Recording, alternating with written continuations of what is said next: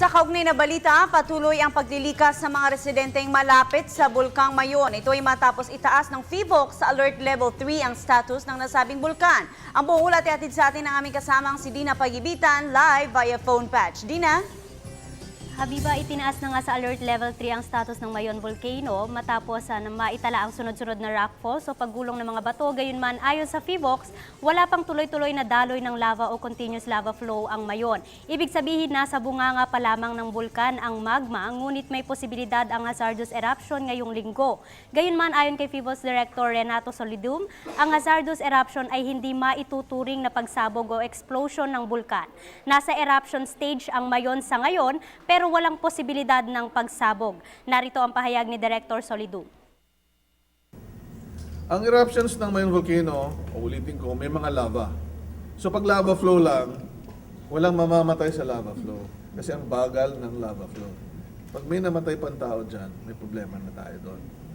Kasi nga 1 kilometer per day.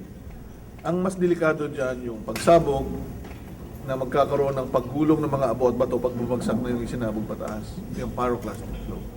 No? Ang worst case na pyroclastic flows noon would be in 1814 na hanggang Cagsawat Church merong umabot, or 1897 na hanggang dagat sa Santo Domingo side.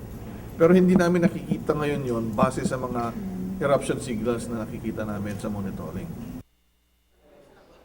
Kaugnay ng sinabi mo, Habiba, patuloy na rin ang ginagawang paglilikas sa mga residenteng malapit sa bulkan. Mahigpit pa rin binabantayan ang 6-kilometer danger zone at 7-kilometer extended danger zone sa southeastern flank. Nagsimulang magpakita ng abnormalidad o paggalaw ang bulkan noong September 13. Kung itataas sa Alert Level 4, depende pa umano sa mga aktibidad na mangyayari sa bulkan.